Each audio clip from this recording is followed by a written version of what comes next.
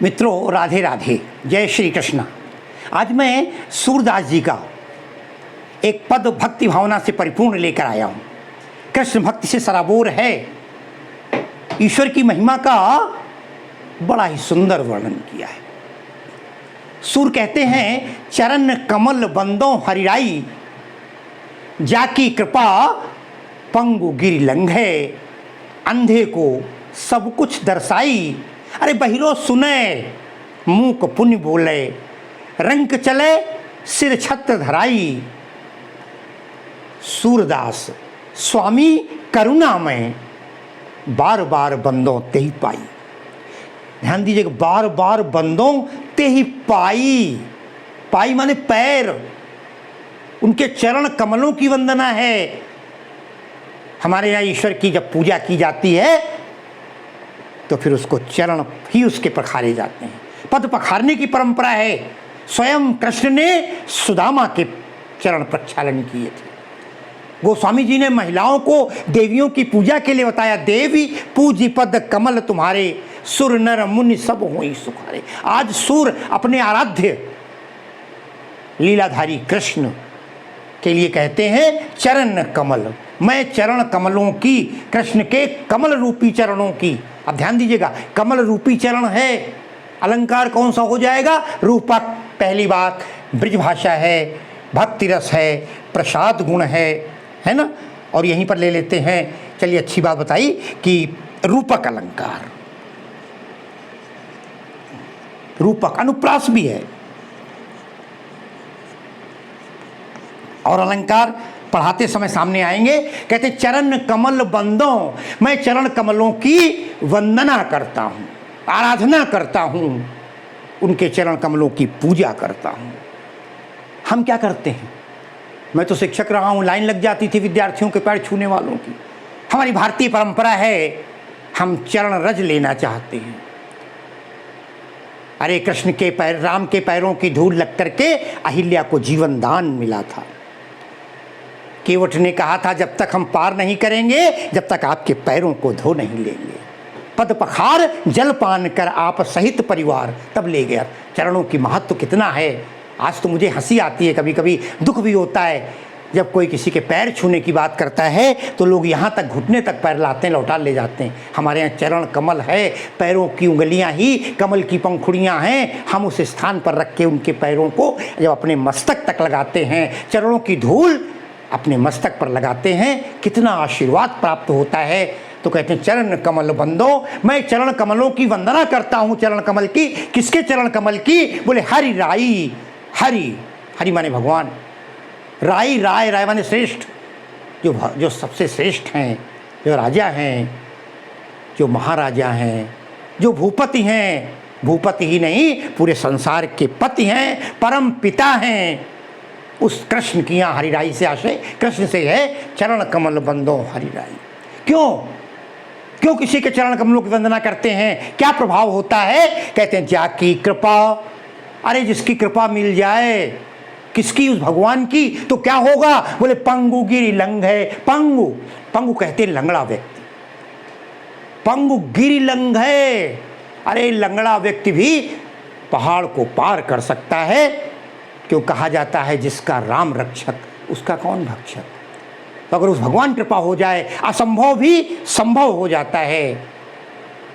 अगर चाहें तो कहते जाकी कृपा, जिसकी कृपा से एक लंगड़ा व्यक्ति भी, अरे एक पर्वत को लांघ सकता है, पर्वत को छलांग लगाकर पार कर सकता है। और अंधे को सब कुछ दर्शाई। और अंधा व्यक्ति जो कुछ भी नहीं देख सकता, लेकिन अगर भगवान की कृपा हो जाए तो अंधे को सब कुछ, सर्वज्ञ बन जाता है। दर्शाई, दर्शन होने लगते हैं, दिखाई देने लगते हैं। अरे साक्षात सूरदास जी को देख लो ना, जो नेत्र विहीन थे, प्रज्ञा चक्षु थे, लेकिन इसके बाद भी जो वर्णन किया है, ऐसा लगता है कृष्ण उसके सामने बैठे हुए।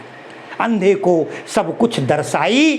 पद शैली है साथियों, मुक्तक छंद है, मगर शैली जो है पद शैली होगी या मुक्तक शैली मान लीजिए। मुक्तक और पद, एक पद है, संगीतात्मकता विद्यमान है। गेय पद है, क्योंकि संगीतात्मकता ज्ञेयता विद्यमान है। कहते हैं और क्या हो सकता है? बोले बहिरो सुने, माने सारे असंभव संभव हो सकते हैं। बोले बहिरो सुने, अरे जो बहरा व्यक्ति है, श्रवण शक्ति कमजोर हो गई है या चली गई है, लेकिन अगर भगवान की कृपा हो जाए तो बहिरो सुने, वो सुनने लगता है। मूक पुण्य बोले, मूक कहते गूंगे को। अरे अगर भगवान कृपा हो जाए, जाकी कृपा, तो क्या होता है? बोले मूक पुण्य बोले, गूंगा व्यक्ति बोलने लगता है, वाचाल हो जाता है। मूकम करोति वाचालम पंग लंघते गिरिम, हमारे यहाँ संस्कृत में लिखा गया है, मूकम करोति वाचालम। एक मूक को वाचाल बना देते हैं भगवान की शक्ति। और पंगु लंघते गिरिम, पंगु माने लंगड़ा, लंघते गिरिम, गिर को लांघ जाता है। कहते हैं बहिरो सुने मूक पुण्य बोले। अरे मूक पुण्य, और यही नहीं, बोले रंक चले सिर छत्र धराई। रंक माने जो गरीब है, निर्धन है, जिसके यहाँ खाने का ठिकाना नहीं, क्या कर सकता है वो अगर भगवान कृपा कर दे?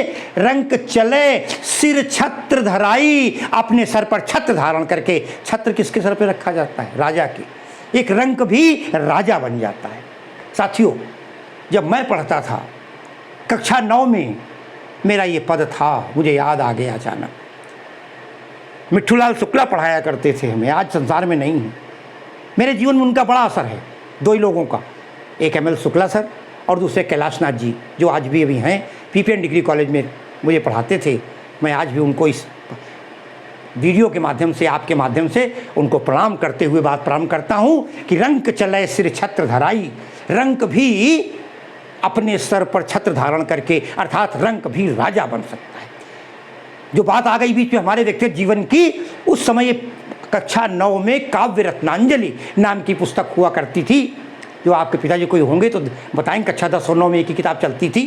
तो कहते हैं कि रंक चले, तब उस समय का बड़ा अच्छा उदाहरण था। लाल बहादुर शास्त्री जो थे, उस समय वो प्रधानमंत्री बने थे लगभग, या उनके दिवंगत हुए, इतना मुझे याद नहीं है। रंक चले सिर छत्र धराई। और तिवारी लाल बहादुर जी इतने निर्धन थे कि आपको पता है, बेटा एक मर गया था, दवा नहीं कर पाए थे।